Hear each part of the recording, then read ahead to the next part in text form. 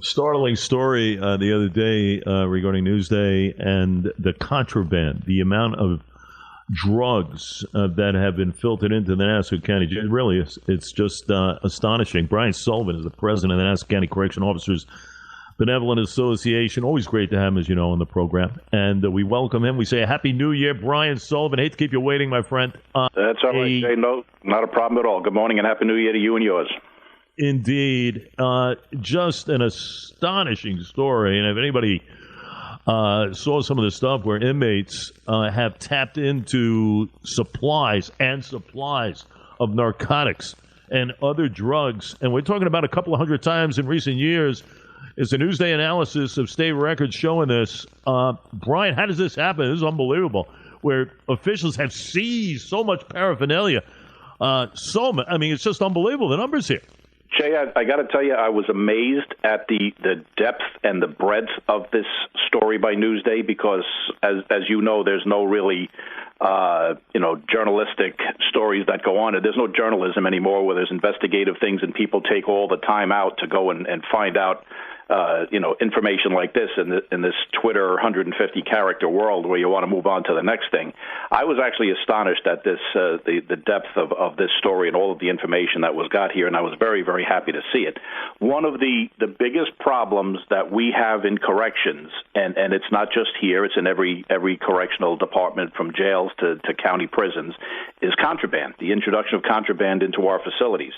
We know we have a drug and contraband problem in Nassau County. It's not unique to Nassau County, but another part of it that's a driver to this is the fact that corrections is probably one of the most neglected areas of law enforcement as far as support from our municipalities. And this is something I've been doing this union stuff going back to I was a delegate in 2002. I've been in front of legislatures, local legislators, state legislatures, in front of governors, people, and county executives on every level, demanding that attention has to be paid, resources have to be given, training, staffing, all has to be done for correctional facilities, and then you cannot, if you do not do that, you can't sit idly by and when a story like this comes out, wring your hands and wonder why this is happening. We've had a staffing problem in the Nassau County Correctional Facility for the last several years. We've a staffing problem that does not happen with the Nassau County Police Department. If anybody, and I'm not taking anything away from anybody else, but just to put things in perspective, Nassau County has a $3 billion budget, a little bit over $3 billion with a B, and 1/3 of that budget is police-related services in Nassau County. Now, just think about everybody that gets arrested in Nassau and people that get put through the systems, and then there's a lot of crime in Nassau. We know there's spiking crimes because of bail reform and everything else. The budget for the Nassau County Sheriff's Department is just around or a little bit under $150 million. Now, just you try to put that in perspective. Everything that goes through the criminal justice system, and we're at the end of the criminal justice system, to go from $1 billion in a police department our size to a sheriff's department in a county of this size to a less than $150 million budget, that's very telling right there. We've been fighting for decades to have attention put to a facility like this where you have to provide training. You have to hire people to work in criminal investigative units and internal affairs units and gang investigations, things like that. And we have a new sheriff, Jim Zarenda, that just came in. He's actually a career law enforcement correction professional. He understands all of this. We went from to open up old sores again, we had Mike Spizzato was the sheriff here for 10 years. He was a cook in the kitchen before he was the sheriff here. That shows you. I would like to see if they took a mechanic out of the motor pool in the police department and made him the police commissioner. What kind of outcry there would be? We had a politically connected sheriff that was a cook a jail cook that ingratiated himself to certain people. He became the sheriff. He was here for 10 years, and then after that, they promoted the first female sheriff here. She was a captain, but she hadn't worked in any kind of a security capacity for years. She was here for 2 years, and I knew the woman, very nice woman. I've known her for over 30 years, but she did nothing, absolutely nothing for 2 years. And I was banging my head against the wall, and then a lot of stuff that what they're talking about in this article is stuff that happened under both of their watches, and it continues under the new sheriff's watch. We have a major problem here that there needs to be attention to it, and it all boils down to resources and desire by the county to root it out. We have the sheriffs here are appointed, so they don't. It's not like Suffolk County where you have an elected sheriff. He gets his own budget and he does what he needs to do.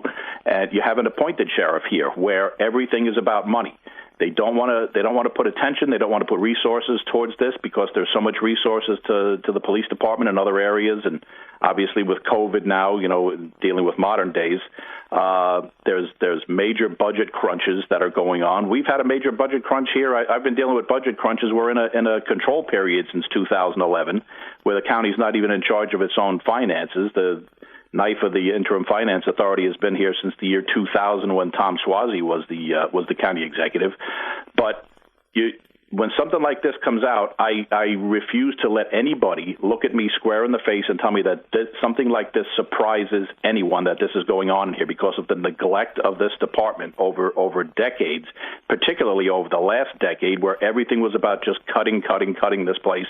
And if it wasn't for the correction officers that work here, the criminal investigators that work here, the people that come in every day and they find this stuff, knowing that they haven't had the support of the administration or the county, the people that come in here and they keep themselves safe, they keep the inmates safe, I don't know where we'd be. 237 confiscations of drug paraphernalia in the last couple of years is absurd.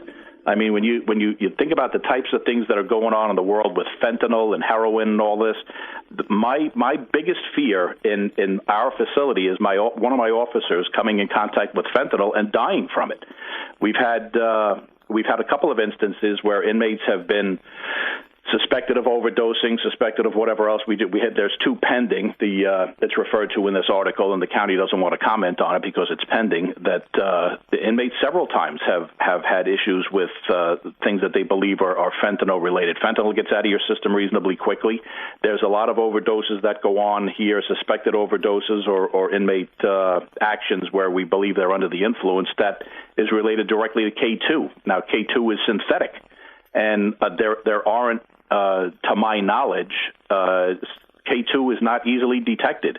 Dogs can't find K2. The canines, because it's synthetic, they'll do blood work on an inmate that's suspected of being in some condition, and it shows back no known drugs, because God only knows what this K2 is made out of. And K2, it can make you violent. It makes you violent. It's kind of similar to PCP, the state of mind that it puts you in. And again, I say, if it wasn't for the diligence of our officers that find this stuff and they report it, they write it, the biggest problem after this is then also is prosecuting inmates. I've had a major problem over years in our facility where we'll find narcotics on an inmate, or inmates commit crimes. It's funny because my colleagues in a lot of other places, we talk about it all the time, Nassau, Suffolk, and New York City. A crime that's committed in a jail is not always handled the same as a crime that's committed in the streets. If you're in possession of drugs, if you're under the influence of drugs and you commit a crime, sometimes I'm banging my head against the wall trying to get our local authorities to prosecute inmates. And I had one of my own delegates on my board was viciously assaulted by an inmate, and they dragged their feet. The guy's already incarcerated. Yeah, we'll get to it. We got to do whatever. We got to find, we got to get some paperwork together. We got to get evidence. Next thing, you have a speedy trial problem where they can't charge the inmate because it's been too long. They've blown time frames. And inmates walk out the door. I had one of my delegates actually had to retire on a 3/4 disability pension because he had 2 blown discs in his neck. He's had major surgeries. The guy's crippled for the rest of his life, and we couldn't even charge the inmate because of red tape in charging inmates in our facility. I was thrilled to see this article come out and to show what actually goes on in a facility, because you know as well as I do, if we're locked in behind the walls and the public doesn't see what goes on in here, it's as far as they're concerned, it doesn't happen. You're out in the street, things go on with police officers, there's cameras, there's everything else. What goes on inside a correctional facility, unless it's made into the public, they sweep it under the rug. And one of the biggest fears I have in my facility is that one of my officers is going to come in contact with fentanyl and either become incapacitated or die from it. We're talking with Brian Sullivan.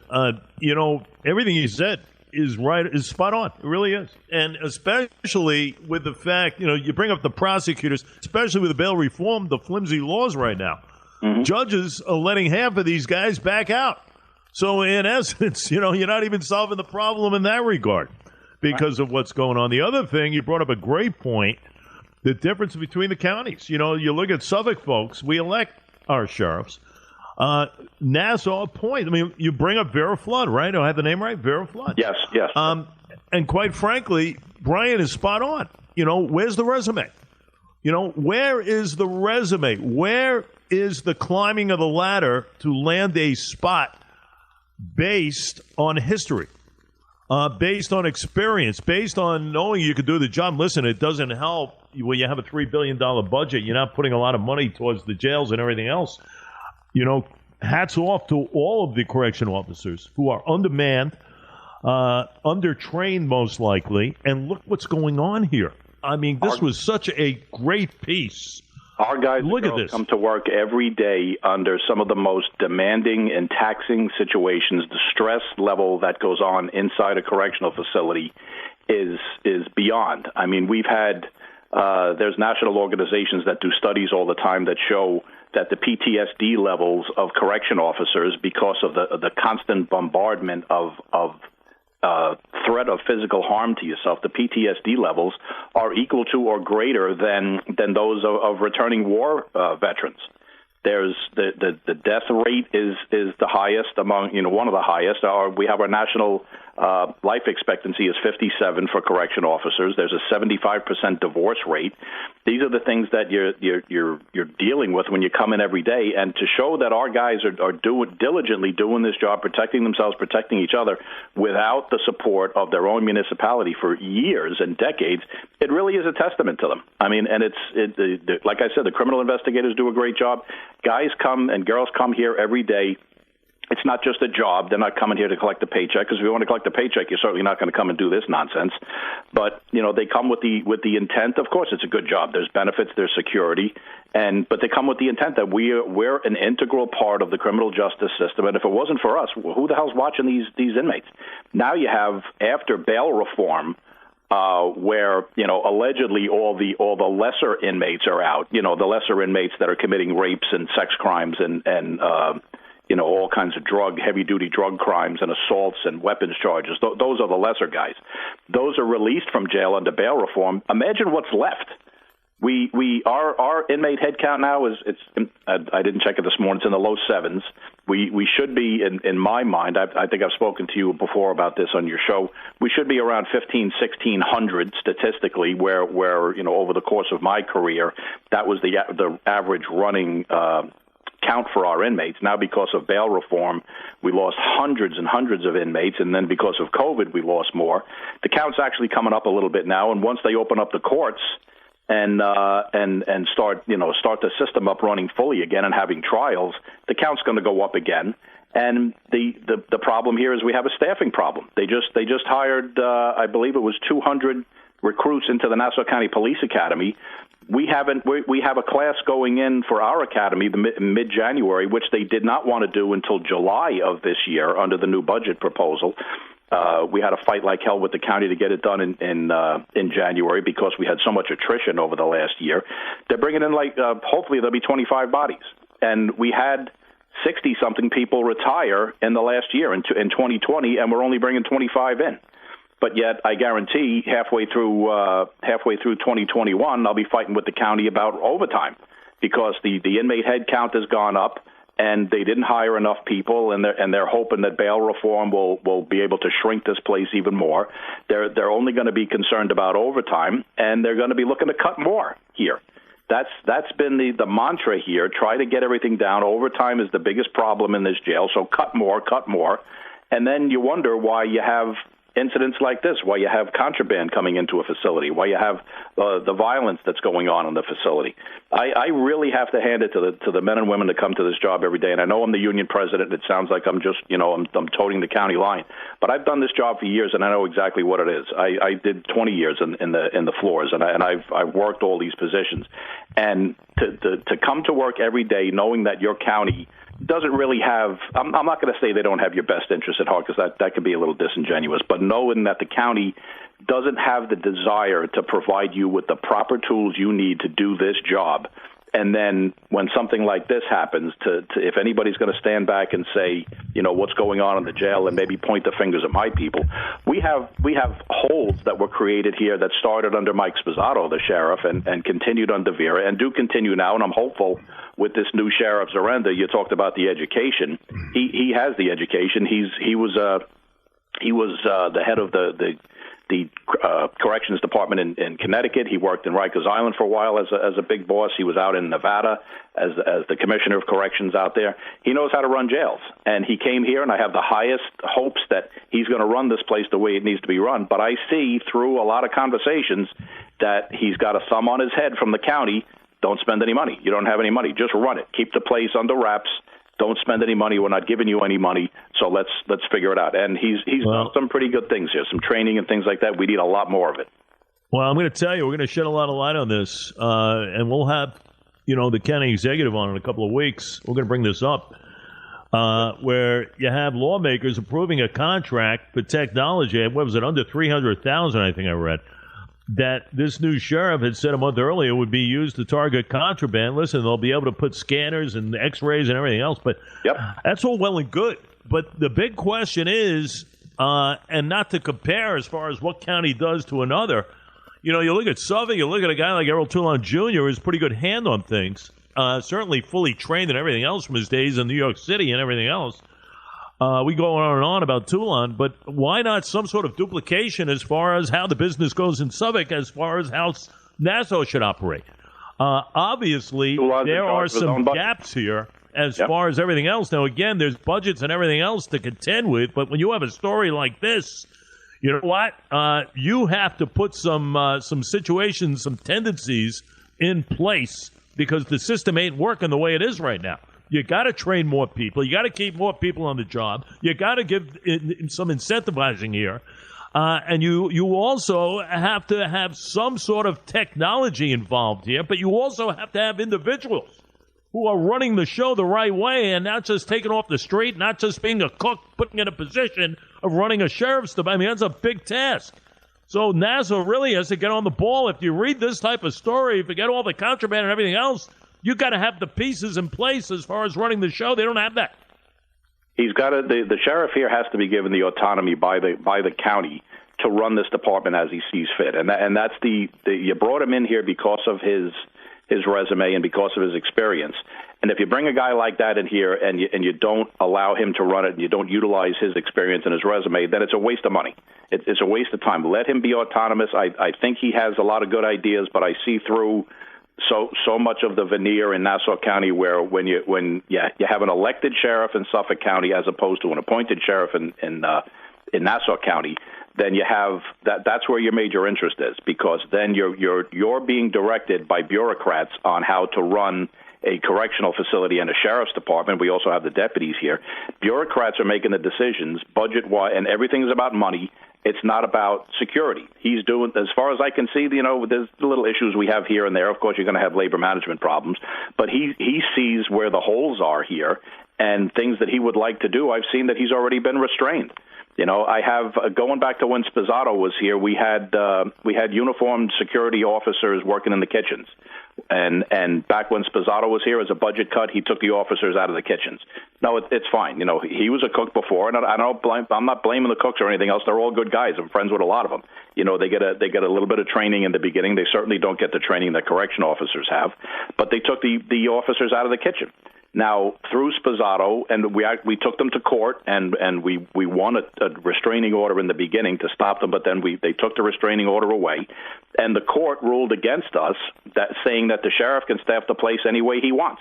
So that sheriff decided to take uniformed security staff out of the kitchens, and you have the civilian staff working in there doing the best job they can, but their job is not to provide security. I mean, to a certain level, they have to because they have custody and the titles that they have, but their number one priority is running the kitchen. It's a hell of a load to put on them and to take away uniformed staff from there, from loading docks, just look at Shawshank Redemption. I keep pointing to that. The old movies, you have deliveries coming to the jail all the time, and there's nobody on the no security staff on the loading docks that are checking what's coming in. And there's a good volume of stuff coming in.